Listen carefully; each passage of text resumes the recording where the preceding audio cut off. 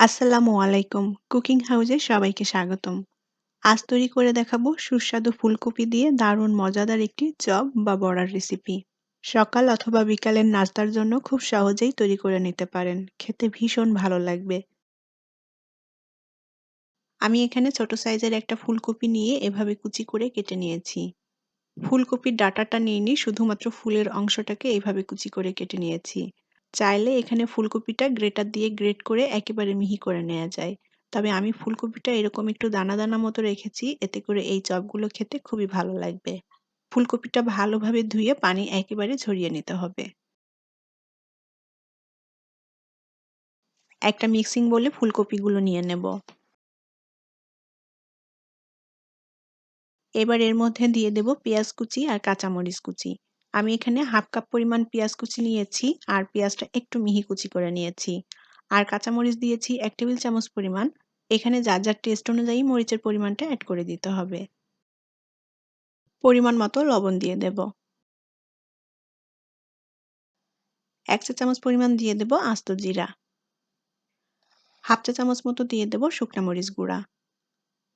Half চা চামচ দিয়ে দেব ধনিয়া গুঁড়া। সামান্য পরিমাণ গরম মসলার গুঁড়া দিয়ে দেব। আর দিয়ে দেব সামান্য পরিমাণ গোলমরিচ গুঁড়া। এবার দিয়ে দেব ধনিয়া পাতা কুচি। আমি এখানে 1/3 কাপ পরিমাণ ময়দা আর 1/4 কাপ পরিমাণ চালের গুঁড়া নিয়েছি। এখন এই ময়দা আর চালের গুঁড়াটা এর মধ্যে দিয়ে দেব। আর এই চপগুলো তৈরি করতে আমি এখানে চালের গুঁড়াটা দিয়েছি, এর কারণে চপগুলো একটু মচমচে হবে, খেতে ভালো লাগবে। এখন ফুলকপির সাথে সবকিছু খুব ভালোভাবে মেখে নেব। এখানে ময়দার পরিবর্তে বেসনও ব্যবহার করা যাবে, আর যদি চালের গুঁড়োটা না থাকে তাহলে এর পরিবর্তে কর্নফ্লাওয়ারও দিতে পারেন। শীতের সবজির মধ্যে ফুলকপিটা এমন একটি সবজি যেটা খেতে সবাই ভীষণ পছন্দ করে। আর এটা খেতে ভীষণ সুস্বাদু এবং মজার। আমি আজকে যেভাবে এই ফুলকপির বড়া বা চপটা তৈরি করছি, এটা বানাতে একদমই কম সময় লাগে আর খুব সহজেই তৈরি হয়ে যায়। আর এখানে কিন্তু উপকরণও খুব বেশি লাগে না, একদমই অল্প উপকরণ দিয়ে তৈরি করে নেওয়া যায়। ফুলকপির মিশ্রণটা ভালোভাবে মেখে নিতে হবে। মিশ্রণটা একটু ঝরঝরে মনে হচ্ছে, তার জন্য আমি এর মধ্যে সামান্য পরিমাণ পানি দিয়ে দেব। এখানে পানির পরিবর্তে ডিমও দেওয়া যায়, তবে আমি আজকে ডিম দিচ্ছি না, পানি দিয়েই মেখে নিচ্ছি। আর পানিটা খুব বেশি পরিমাণে দেব না, খুবই সামান্য পরিমাণ। মিশ্রণটা একটু শক্ত এবং আঠালো টাইপের হবে।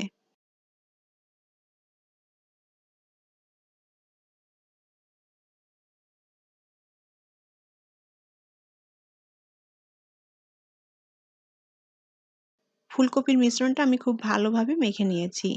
আর মিশ্রণটা ঠিক এরকম আঠালো টাইপের হবে, যাতে করে বড়াগুলো বানাতে সুবিধা হয়।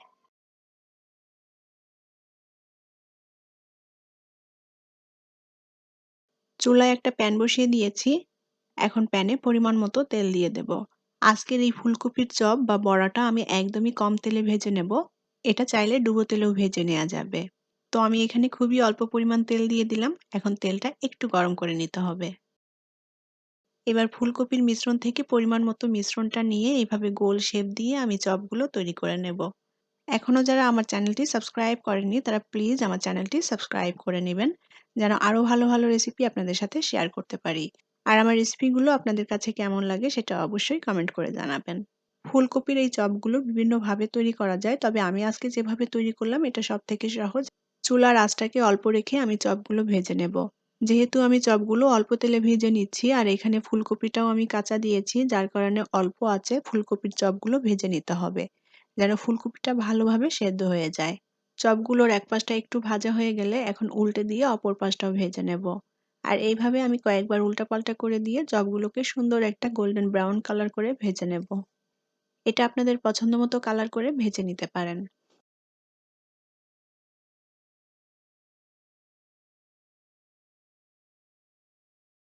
আমি এপিট ওপিট উল্টাপাল্টা করে দিয়ে ফুলকপির চপগুলোকে সুন্দর একটা গোল্ডেন ব্রাউন কালার এবং মচমচে করে ভেজে নিয়েছি। এখন চপগুলো তেল থেকে তুলে নেব।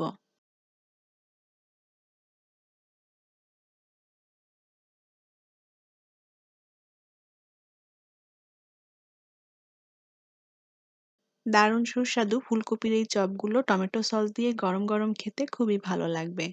সকাল অথবা বিকালের নাস্তার জন্য খুব সহজেই তৈরি করে নিতে পারেন। আশা করি আমার রেসিপিটি আপনাদের ভালো লেগেছে। আর আমার রেসিপিগুলো আপনাদের ভালো লাগলে চ্যানেলটি সাবস্ক্রাইব করার অনুরোধ রইল। পরবর্তী রেসিপি নিয়ে আবারও হাজির হয়ে যাব। অনেক ভালো থাকবেন সবাই। আল্লাহ হাফেজ।